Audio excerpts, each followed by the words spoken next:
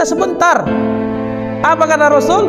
Umurku dan umur umatku di antara 60 sampai 70 dan sedikit yang lewat daripada itu.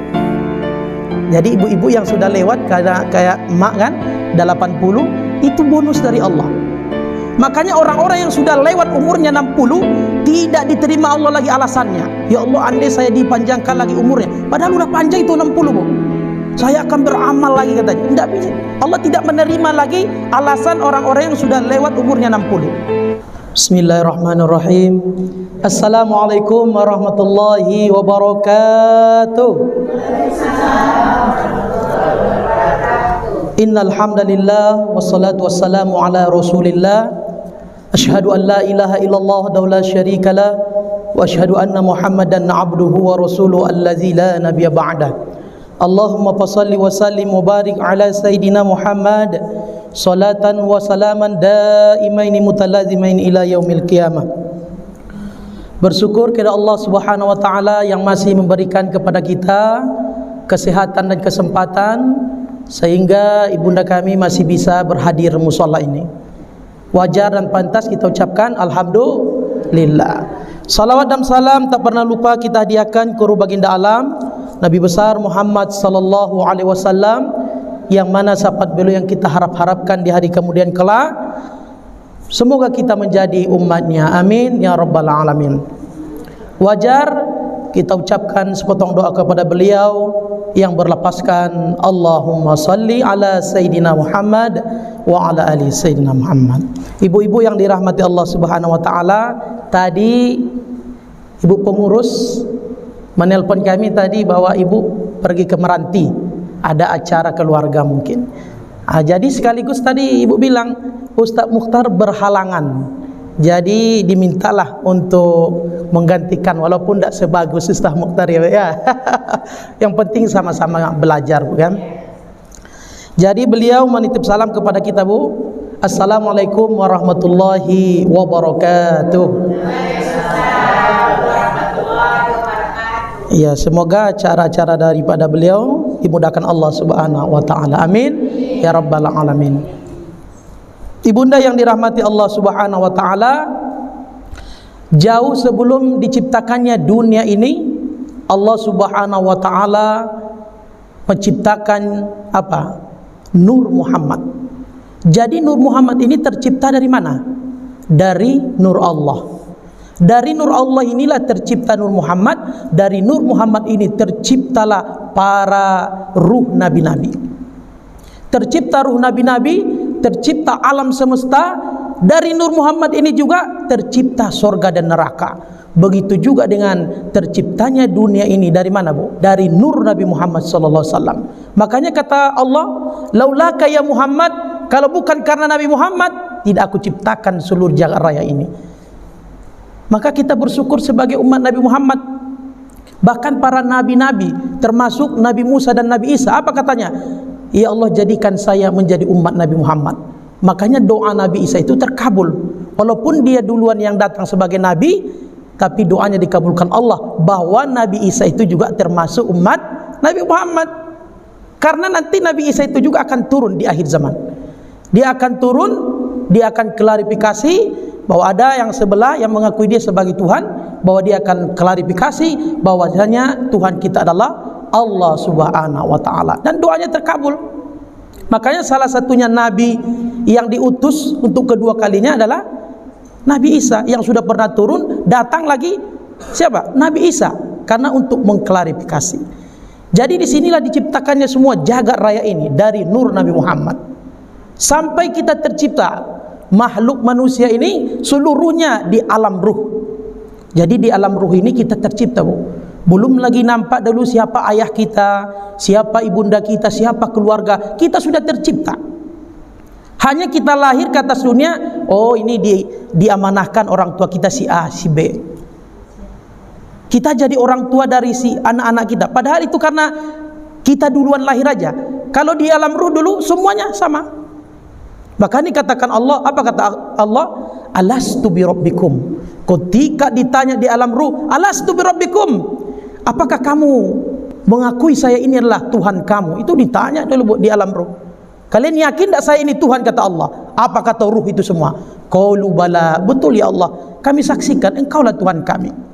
Jadi seluruh manusia, hewan, seluruh dulunya di alam ruh itu semuanya beriman.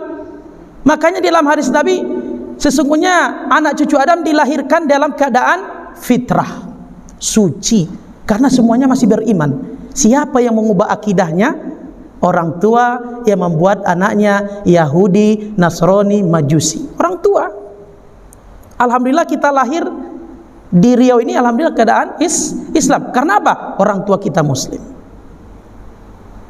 Coba kalau kita lahir di Amerika, Bu, belum tentu kita Muslim. Iya kan? Lahir kita di mayoritas orang non-Muslim. Makanya kalau dulunya tidak ada yang kafir sama Allah, semuanya beriman, semuanya amanna billah, kami beriman kepada Allah.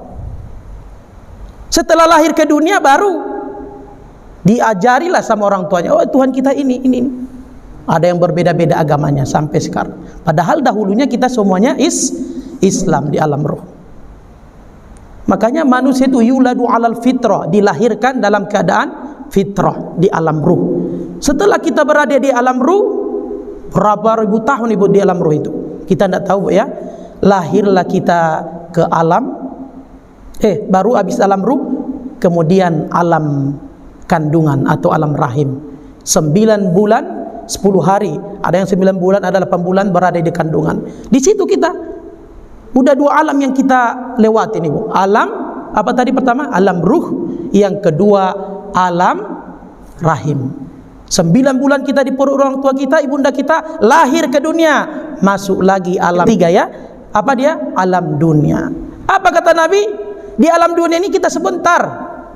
Apa kata Rasul? Umurku dan umur umatku di antara 60 sampai 70 dan sedikit yang lewat daripada itu. Jadi ibu-ibu yang sudah lewat kayak emak kan 80, itu bonus dari Allah.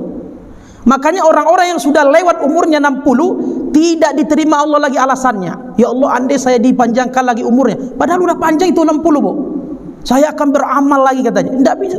Allah tidak menerima lagi alasan orang-orang yang sudah lewat umurnya 60. Kalau 50 masih ada alasan, ya Allah tambahlah umur saya, nanti saya akan beramal, katanya. Masih wajar. Kalau 60 70 masih nongkrong juga di tangga-tangga tetangga.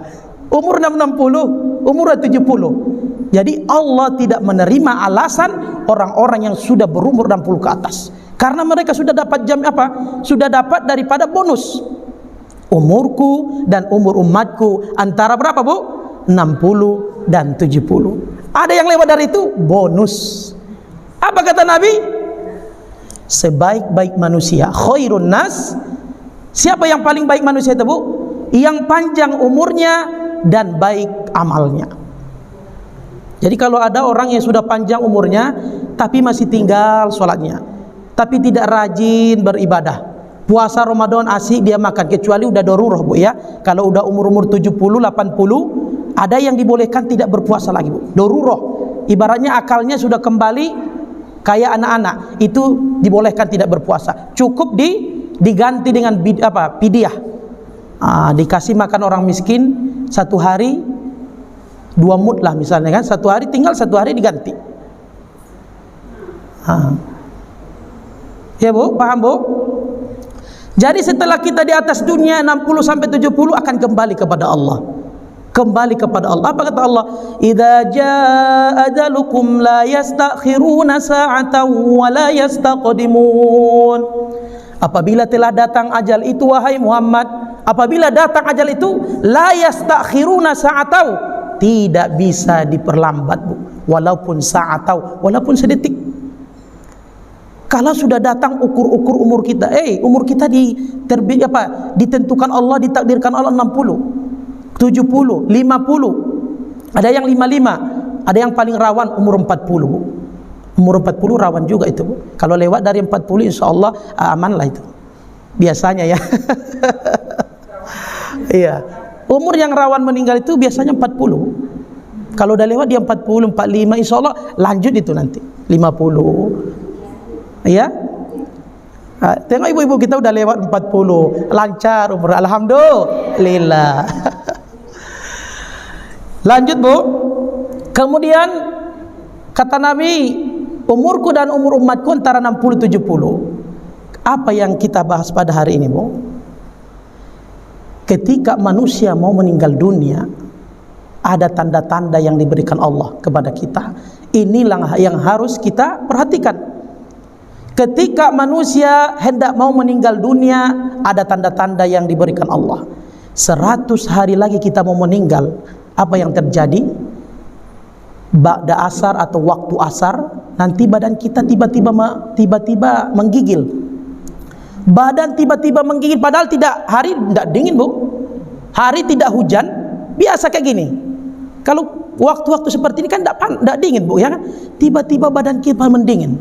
Dari ujung kaki sampai ujung kepala tiba-tiba menggigil. Dingin perasa. Itu tidak lama.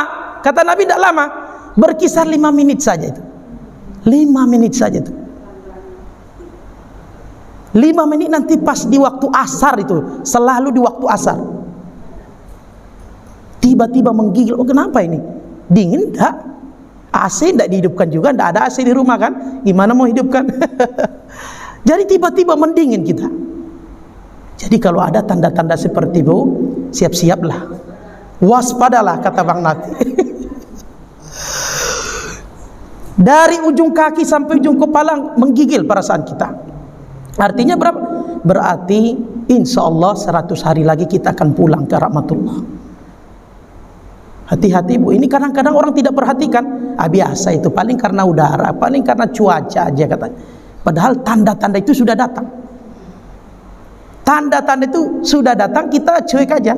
Akhirnya, akhir hayatnya sesuai dengan kebiasaan kita nantinya. Yang kedua, ciri 40 hari menjelang kematian akan muncul nanti di pusat kita ini, Bu, ada denyutan.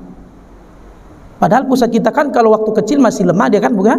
Nanti 40 hari kita mau meninggal dunia, pusat itu berdenyut-denyut dia, berdenyut.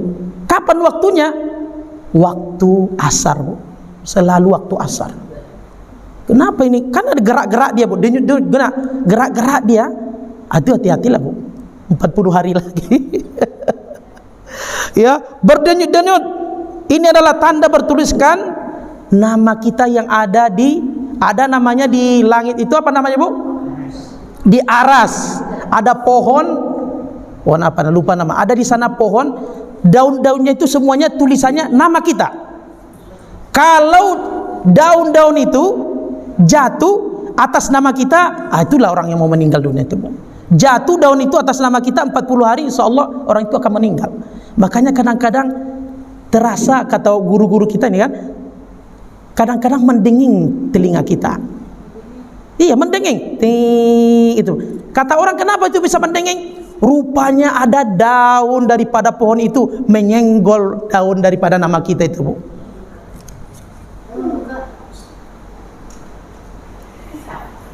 Jadi daun yang jatuh ini, yang di aras ini, tersenggolnya pohon daun yang di situ ada tulisan nama kita. Tersenggol ya pas jatuh daunnya. Tus. Makanya kadang mendenging kita. Tapi alhamdulillah pas disenggolnya tidak jatuh. Kalau jatuh kan berangkat juga itu. Yang ketiga, ciri 7 hari menjelang kematian. Iya, makasih, Bu. Biasa kita akan diuji dengan sakit, Bu.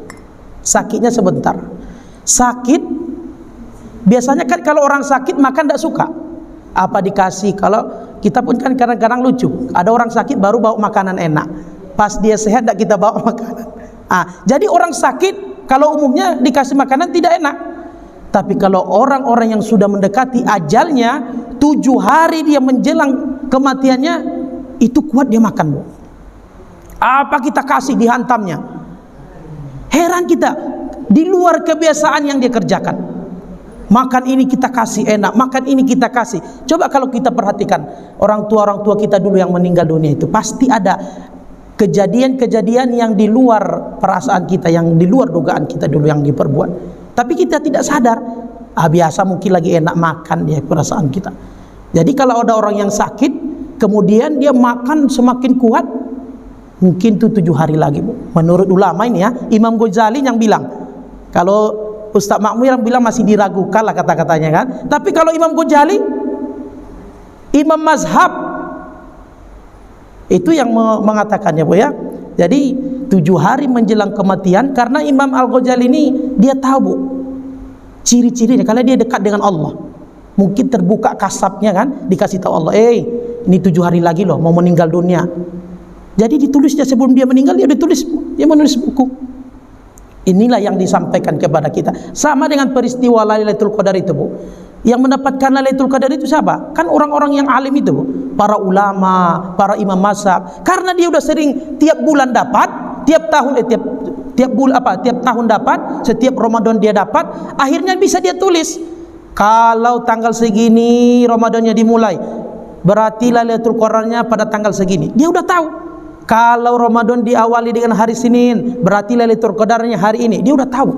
Karena dia tiap tahun dapat. Kita yang tidak pernah dapat, tidak tahu tanggalnya kan. Kemudian yang keempat, 3 hari menjelang kematian akan ada lagi Bu denyutan. Di mana? Di tengah-tengah dahi kita. Perhatikan ini Bu. Di tengah-tengah dahi ini akan ada denyutan nanti. Kapan waktunya? Waktu asar juga. Ibu-ibu ada pernah nak denyut di dahi? Belum ada? Hati-hati Bu ya. Kalau ada denyutan di tengah dahi kita, kata para ulama ini, keterangan ulama ini, itu mungkin 3 hari lagi dia akan kembali kepada Allah. Ini cuma apa Bu ya? Pendapat para ulama. 3 hari itu tanda-tanda. 3 hari ada denyutan di tengah-tengah kening kita, itu pun tidak lama. Sebentar. Berkisar 2 menit, 3 menit, tidak lama Bu. Kadang-kadang kan kayak mata kita sering itu denyutan Bu kan? Itu kadang-kadang juga, tapi itu tidak termasuk Bu ya. Kalau saya sering matanya denyut-denyut, kadang-kadang dapat rezeki alhamdulillah gitu. Tapi kalau denyutnya di dahi, tiba-tiba sesudah waktunya di waktu asar, kata para ulama itu 3 hari lagi akan menjelang kematiannya. Dan kita lihat nanti tanda tanya apa lagi Bu? Mata yang hitam ini, kan kita tengok mata orang yang hitam, nanti ketika dia mau meninggal dunia, mata yang hitam ini tidak cerah lagi Bu. Kurang cerahnya. Kalau ini ibu-ibu kan masih sehat, tengok matanya masih berkilau dia kan Bu, yang hitam-hitamnya. Tapi orang yang sudah mau meninggal itu nanti agak, hitamnya itu tidak bercahaya lagi, udah berkurang. Kemudian apa lagi Bu? Tanda-tandanya daun telinga yang ini masuk nanti ke dalam. Orang-orang mau meninggal dunia, daun telinganya itu masuk ke dalam, lemah. Itu harus kita perhatikan Bu. Apalagi yang kita punya orang tua ya Bu ya, yang udah ujur, yang udah tua. Maksudnya kita biar siap-siap. Atau ibu-ibu yang sudah umur 60, 70, 80 ke atas, ya harus kita persiapkan bekal kita. Jangan nanti kita lagi asik-asik udah ada tanda-tandanya, masih asik goreng ikan, masih asik masak ini. Padahal tanda-tanda itu sudah datang. Persiapan amalnya tidak ada. Baca Quran pun jarang. Sholat pun berjamaah tidak pernah. Itu berbahaya tuh. Padahal udah bilang Nabi, sebaik-baik manusia yang panjang umurnya dan baik amalnya. Seburuk-buruk manusia siapa? Yang diberikan Allah umur yang panjang tapi buruk amal ibadahnya. Kemudian yang kelima Bu, menjelang 1 hari kematian, waktu asar ada lagi denyutan. Di mana? Di ubun-ubun ini. Kita tengok ubun-ubun anak-anak kan masih lemah dia bukan? Kalau kita tidak boleh dipencet itu masih lemah. Tapi tiba-tiba kalau kita orang tua udah umur 50, 40, tiba-tiba berdenyut dia. Itu insya Allah 1 hari lagi Bu, kembali tuh. Ibu-ibu udah pernah belum? Ya ini cuma tanda-tanda Bu ya. Kalau kebenaran kan hanya Allah. Cuma kita dikasih tanda-tanda. Menjelang kematian akan muncul denyutan di ubun-ubun. Maka insya Allah kalau dia rasakan itu di waktu asar ini, mungkin sebelum asar besok dia udah kembali sama Allah. Dia tidak menemui lagi sholat asar lagi itu. Umurnya tidak sampai asar. Dia rasakan di asar ini, besok mungkin zuhur atau subuh udah ada. Inna lillahi wa inna ilaihi raji'un. Ini perlu kita belajar Bu, apalagi ibu-ibu ya kan, untuk persiapan kita. Kemudian yang keenam, ciri menjelang kematian akan merasa ini Bu. Ini kalau pas di harinya. Di hari hanya kita mau meninggal dunia, akan terasa dari kepala ini sejuk dia, sejuk dari kepala. Kemudian turun ke dada, turun ke pinggang, nanti terakhir ke kaki. Makanya coba ibu pegang kaki orang yang mau meninggal, pasti itu dingin. Tidak ada itu yang panas, pasti udah dingin tuh, dingin. Dan ciri-ciri orang yang husnul khotimah bagaimana Bu? Tahu nggak ibu ciri-ciri orang yang meninggal husnul khotimah? Berkeringat keningnya. Kalau ada orang mau meninggal dunia berkeringat keningnya Bu, itu insya Allah husnul khotimah. Apalagi terbuka matanya, nampak dia ruhnya itu gini. Pas dia dicabut ruhnya nampak dia ruh. Karena malaikat Israel itu terkadang-kadang ketika dia mau mencabut nyawa seseorang, dia nampakkan wujudnya di depan orang itu. Tapi kadang-kadang kita tidak sadar. Ada orang yang mencurigakan, diikut-ikutinya kita terus, tapi kita tidak sadar kadang-kadang itu malaikat Israel. Makanya setiap hari, kalau tidak salah itu 3 kali diseru kita tiap hari. Nama kita yang sudah berumur ini diseru 3 kali setiap hari. Itu ngerinya Bu. 1 hari menjelang terasa dingin dari atas, turun ke dada, turun ke pinggang sampai ke kaki. Jadi ciri-ciri orang yang husnul khotimah itu salah satunya dahinya ini berkeringat. Apalagi dia nampak ruhnya keluar, terbuka matanya. Kalau ciri-ciri orang yang su'ul khotimah bagaimana Bu? Ada lagi dibilang Nabi. Apabila dia ketika meninggal dunia mengeluarkan suara seperti dengkuran, kesakitan nampak dia. Hati-hati kemudian mengeluarkan aroma yang bau dari mulutnya. Kalau kita nampak seperti ini, jangan kita sebarkan sama orang. Oh ngeri kali waktu ibu itu meninggal, ngeri dah. Sampai mata urat-uratnya mau keluar katanya. Ada itu Bu dulu, tapi tidak saya katakan siapa orang. Mau meninggal payah, gulang apa namanya, bolak-balik, kesakitan. Makanya kematian itu ngeri Bu. Kematian itu kalau kita menengok sapi, pernah ibu tengok sapi disembelih? Ketika kita sembelih sapi itu rak. Kalau kita lepaskan talinya mau dia itu lari Bu. Saking sakitnya sakaratul maut itu. Sakaratul maut itu ngeri Bu. Seperti kesakitan apa? Kambing 3 dikuliti hidup-hidup. Hidup-hidup dikuliti itulah kita rasakan sakitnya Bu. Tapi kalau orang beriman, walaupun sesakit itu dia rasakan santai aja dia. Karena apa? Amal ibadah yang kita beri, yang kita lakukan di atas dunia. Tapi kalau kita di atas dunia ini amal ibadahnya kurang, berbolak-balik badannya. Udah diajankan, udah ngajikan, tidak ada dia dengar, meronta-ronta, bahkan bisa 3 hari koma, bisa 3 hari tidak mati-mati Bu. Ada yang paling serunya Bu dulu. Ada orang meninggal apa yang sebelum dia meninggal pekerjaan selalu berjudi. Kerjanya berjudi. Pas mau mati, di sakaratul mautnya bukan la ilaha illallah. Apa katanya? Merah.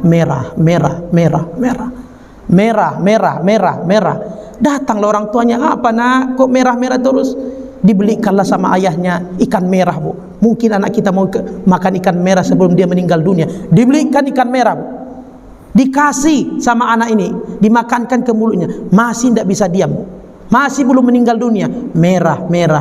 Datanglah kawannya melihat, dapat berita, kawan kita si anu sakaratul maut udah 2 hari nak meninggal. Tersebar satu kampung itu, ucapannya apa? Merah. Datang kawannya, mungkin yang dia bilang itu merah itu kartu merah kita ini ha. Di kartu judi itu ada yang warna merah Bu. Ada kata orang ya kan, ada keriting merah, ada apa, pokoknya ada ya. Dibawalah kawannya ke sana. Aduh, sakaratul maut dia kawan kita ini ya, katanya. Kamu bilang-bilang merah terus katanya. Diambilnya kartu itu Bu, diletakkannya ke muka si anu. Ini merah itu katanya. Mati langsung kawan itu. Su'ul khotimah, na'udzubillah. Ditunjukkannya kartu, ini merah itu katanya. Kartu itu mati langsung. Na'udzubillah. Makanya kita meninggal dunia itu berdasarkan kebiasaan kita. Kalau kita biasanya menggunjing, kalau kita biasanya berkata kasar, payah lidah itu mengucapkan la ilaha illallah. Payah itu Bu. Ketika orang meninggal dunia berdasarkan kebiasaan yang kita lakukan. Makanya orang meninggal dunia itu ada yang waktu sholat, waktu sujud, meninggal bu. Husnul khotimah. Ada lagi ceramah, kiai di Jakarta lagi ceramah, meninggal dunia. Ada lagi yang lagi khutbah, orang Arab lagi khutbah, asik-asiknya khutbah, iya meninggal dunia bu, waktu khutbah. Ada lagi main bola bu, lagi ambil bola, lagi apa namanya, mau nyemes Honda itu, apa itu bola itu, meninggal dia bu. Ada lagi orang lagi main smackdown, lagi asik pukul-pukulan, inna lillahi wa inna ilaihi rajiun. Mohon maaf, ada lagi yang paling sadis, lagi berduaan di hotel dengan yang bukan mahramnya, inna lillahi wa inna ilaihi. Itu su'ul khotimah bu. Makanya jangan lupa kita ketika di akhir-akhir solat kita. Makanya saya sering baca kalau kita berjamaah bu, Allahumma khtim umurana wa ajalana ya Allah bi husnil khotimah. Ya Allah, andai engkau akhir hidup kami, akhir dengan husnul khotimah. Apa husnul khotimah bu? Husnul artinya husnul hasan, baik. Khotimah akhir ayat, artinya meninggal dalam keadaan baik. Itu artinya. Jangan su'ul khotimah, meninggal di luar iman. Seperti ulama, ada ulama Barzizo udah ceritakan bulan yang lalu bu ya, ilmunya tinggi, murid-muridnya aja saking tingginya ilmunya bisa terbang di udara. Saking hebatnya ilmu yang dia miliki, muridnya aja bu bisa, ada yang matanya kedip aja udah sampai ke Mekah. Kalau orang kita sekarang manakan mungkin tidak bisa, tapi kalau orang-orang dahulu ilmunya itu tinggi, makrifatnya dengan Allah dekat. Makanya ada banyak kejadian-kejadian saya itu. Saya ini lagi apa? Lagi cukur rambut, nampak dia di Mekah ada kebakaran. Tunggu dulu Pak cukur ya, saya mau ke Mekah ada kebakaran. Datanglah orang yang cukur ini, udah gila orang ini kata. Tiba-tiba pulang dia masuk dia ke masjid, pulang dari masjid udah nampak bekas-bekas debu kebakaran. Dari mana katanya? Di Mekah lagi kebakaran. Rupanya pas peristiwa itu ada orang tetangga kampung dia yang jumpa sama bapak ini, padahal bapak ini tidak ke Mekah loh. Bapak ini tidak naik haji. Dulu orang naik haji 6 bulan pakai kapal. Pas dia sampai ke Mekah, dia tengok apa itu kebakaran tenda-tenda yang di Mina itu bu ya, ada tenda-tenda itu kan bu, di mana? Di Mina itu yang ada tenda-tenda itu yang kebakaran, bukan Mekahnya. Kebakaran tenda-tenda di Mina itu, ada dia bawa tongkat. Dibilangnya pegang dulu kata. Dipegangkanlah tongkat ini ke perempuan yang sebelah kampung dia. Habis itu udah ikut dia padamkan, lupa dia ngambil tongkat ini, pulang lagi dia. Pas pulang keluar dari masjid langsung lagi cukur rambut. Padahal dia tidak ke Mekah. Bagaimana biar orang tahu dia ini ulama besar, syekh yang bisa dengan izin Allah dengan sekedip mata berangkat ke Mekah. Datanglah orang yang ke Mekah ini pulang. Bapak ini siapa namanya? Di mana rumahnya nih? Orang tahu namanya. Kenapa rupanya? Waktu di Mekah kami jumpa. Dia tidak tahu kalau bapak ini ikut juga ke Mekah. Padahal tidak, dia tidak tahu. Kenapa rupanya? Waktu tenda kami kebakaran, bapak ini dipegangkannya tongkatnya. Lupa dia minta, ini mau saya balikkan katanya. Heran orang. Padahal bapak itu di kampung terus, tidak pernah dia ke Mekah. Tapi tongkatnya sudah ke Mekah. Bagaimana itu? Itu kekuasaan Allah itu. Itulah namanya, kalau di nabi-nabi itu namanya mukjizat. Tapi kalau di orang-orang alim namanya ma'unah. Ada lagi di rasul-rasul irhas namanya. Kalau orang-orang yang biasa bisa menyantet orang, dukun, itu kelebihan juga kan diberikan Allah, tapi namanya istidiraj. Hati-hati, ada orang bisa menyantet orang, ada orang bisa membuat usaha orang, ada yang bisa mengguna-guna orang biar cerai suami istri. Itu kelebihan yang diberikan itu kepadanya adalah istidiraj. Nanti istidiraj itu membuat dia masuk ke neraka. Apa namanya bu? Istidiraj. Kalau nabi-nabi namanya mukjizat. Makanya kalau ada kejadian luar biasa, Masya Allah mukjizat. Bukan mukjizat, salah. Kata-katanya salah. Nah, iya bu. Jadi yang 6 yang kita sampaikan ini mudah-mudahan jadi pengingat bagi kita bu ya. Mana tahu ada tanda-tanda seperti ini. Mudah-mudahan kita bisa bersiap-siap. Atau tetangga kita tengok, tiba-tiba dia bilang, kok badan saya tiba-tiba mendingin katanya. Ibu udah ikut wirid ya kan? Oh mungkin ini tanda-tanda lah, bersiap-siap lah, bilang lah. Ya Bu, udah jam 5.15. Mudah-mudahan apa yang disampaikan di waktu yang singkat ini bermanfaat buat kita Bu ya. Ada yang mau bertanya Bu sebelum kita tutup? Masalah kematian lah. Tidak ada Bu, pas? Alhamdulillah, ini ibu-ibu sini enak, pas terus kajinya kan. Apa Bu? Kalau untuk Nabi mukjizat. Iya. Kalau untuk alim, orang alim namanya Ma'unah Bu. Ma'unah namanya Bu. Kalau Rasul irhas. Kalau orang yang jahat bisa mendukun-dukuni orang, itu namanya istidraj. Kelebihan juga luar biasa. Orang biasa tidak mampu membuat itu, tapi dia bisa kirim penyakit ke badan kita. Dia bisa buat guna-guna ditanamnya di depan rumah kita. Ada itu Bu. Ada, itu wajib kita imani. Karena yang goib itu ada. Wabil beriman kepada yang goib kan wajib Bu. Yang goib itu ada. Jangan kita bilang tidak ada, itu ada. Nabi Muhammad pernah kena sihir loh Bu, diguna-guna orang. Iya, sihir ada. Makanya waktu yang rawan itu orang kena sihir waktu apa Bu? Maghrib. Makanya orang-orang tua dulu masuk ke rumah maghrib, min syarri ghasikin iza waqaba. Itu waktu maghrib itu kata para ulama itu gosik, waktu yang mengeri. Hati-hati, gosik itu Bu, waktu gosik, di mana orang-orang yang tukang sihir, tukang dukun di situ beraksi di antara di maghrib itulah. Setan-setan pun kalau dia mau mandi di maghrib itulah. Makanya tidak boleh mandi habis maghrib itu Bu. Maghrib dimandi itu jangan, karena yang menguasai air-air di dunia ini setan-setan pada masa itu. Kalau mau mandi dah jam 2, jam 3, jam 4 subuh, itu sehat. Kalau mau mandi maghrib, ada guru kami bilang, siapa yang mandi waktu maghrib menambah penyakit 30. Siapa yang mandi waktu subuh jam 4 mengurangi penyakit 30. Ibu mau nambah atau mengurangi? Mengurangi mandi subuh Bu ya. Mandi subuh insya Allah dikurangi penyakit kita. Kalau saya Bu tiap hari mandi subuh Bu, walaupun hujan sehujan. Iya. Kadang jam 4, jam 3 udah nyuci saya Bu di kamar mandi. Nyuci jam 3, tengah 4, nanti mandi jam 4. Udah biasa, tidak ada dingin-dingin. Nah, makanya orang-orang mandi subuh itu sehat. Insya Allah jarang sakit itu. Orang mandi subuh itu jarang sakit Bu.